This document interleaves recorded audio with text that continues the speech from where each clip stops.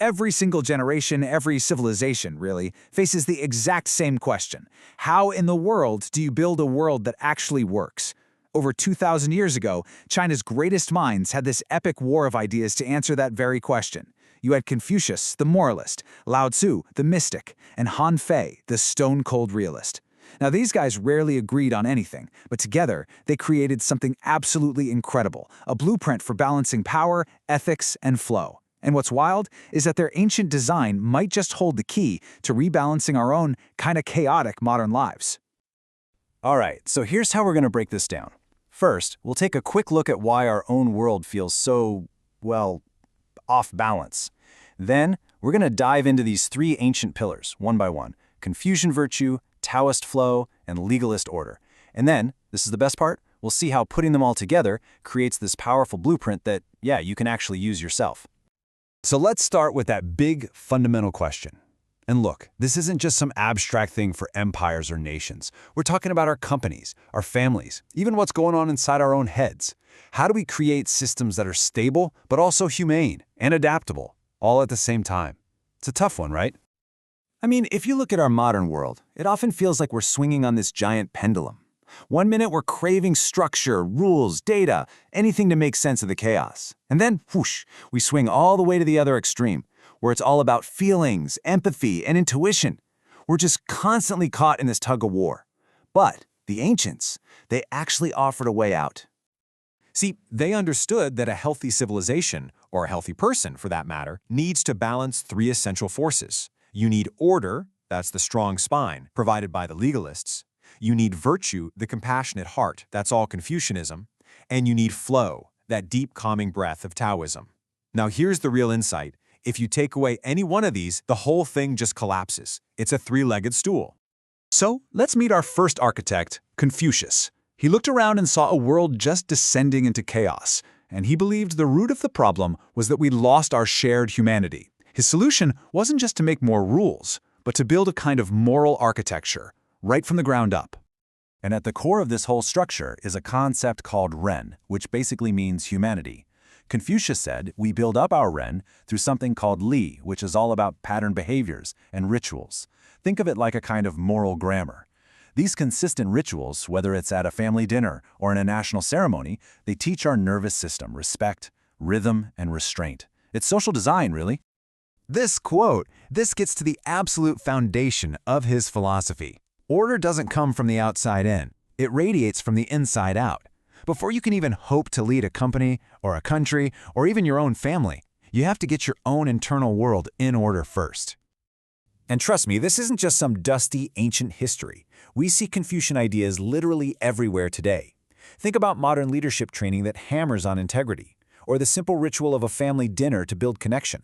Even the structure of a mindful classroom, these are all just modern ways of building character through patterned behavior. Okay, so Confucius is all about structure. But what happens when that structure gets, well, a little too rigid?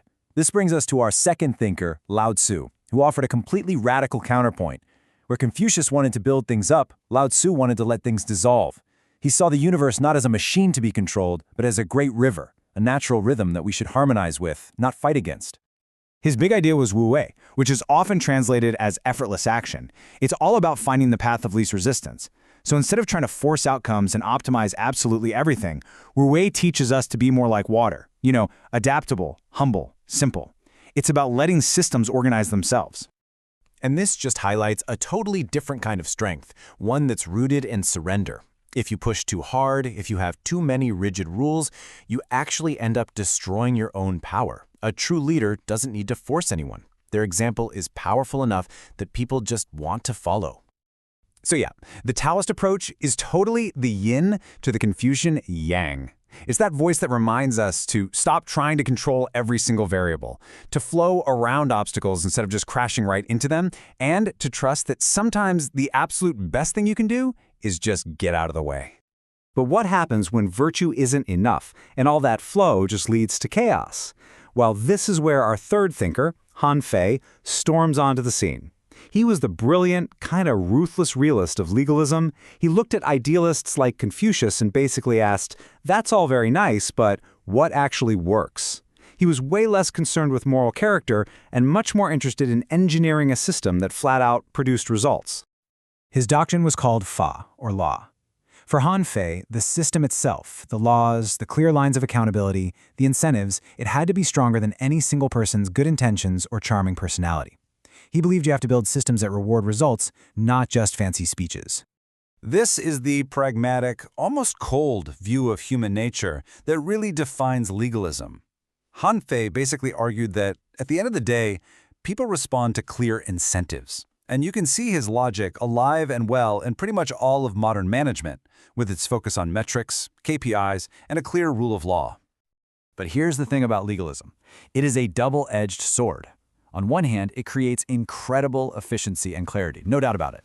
But on the other, without the warmth of Confucian empathy or the flexibility of Taoist flow, it can very quickly become a cold, unfeeling tyranny. It needs the other two pillars to act as guardrails. And this brings us to the central insight, the secret sauce of the whole thing. The true genius of this system wasn't in choosing one philosophy over the others. No way. The golden ages of Chinese civilization happened when all three coexisted in this dynamic balance. Legalism provided the structure, Confucianism humanized it, and Taoism kept it flexible and alive. And this isn't just for empires. You can apply this blueprint to your own life, right now. Take a look at work. You need that legalist order to set measurable goals, you absolutely need Confucian virtue to lead with integrity, and you need Taoist flow to detach from the outcome and avoid totally burning out. The same exact model applies to your health, your relationships. It's a framework for balance. Now, what's truly amazing is that modern neuroscience is basically echoing this ancient trinity. It's wild. The legalists strive for order and planning. That maps directly to our prefrontal cortex. Confucian empathy, that aligns perfectly with the limbic system, our center for social bonding. And Taoist flow, that mirrors the brain's default mode network, which is where creativity and big insights just seem to pop up. A balanced society really does look like a balanced brain. This quote just perfectly sums up how much these three pillars need each other. Rigidity without kindness breaks. Kindness without limits just dissolves into nothing, and flow without some kind of form, it just disappears. Each one needs the other two to actually work. So let's bring it all together into a final blueprint, a kind of mind map you can take with you. You've got legalism, which gives you structure and accountability. That's about setting clear goals and boundaries. Then there's Confucianism, which is all about virtue and humanity, leading with integrity and honoring your roles. And finally, Taoism gives you flow and alignment, the wisdom to adapt and detach from the outcome. That's your toolkit right there. You know, empires rise and fall based on their equilibrium, and honestly, so do we. When you learn to balance the structure of legalism with the virtue of Confucianism, and then let it all breathe with the flow of Taoism, you built something truly unshakable inside yourself. And that is the blueprint the ancients left for us.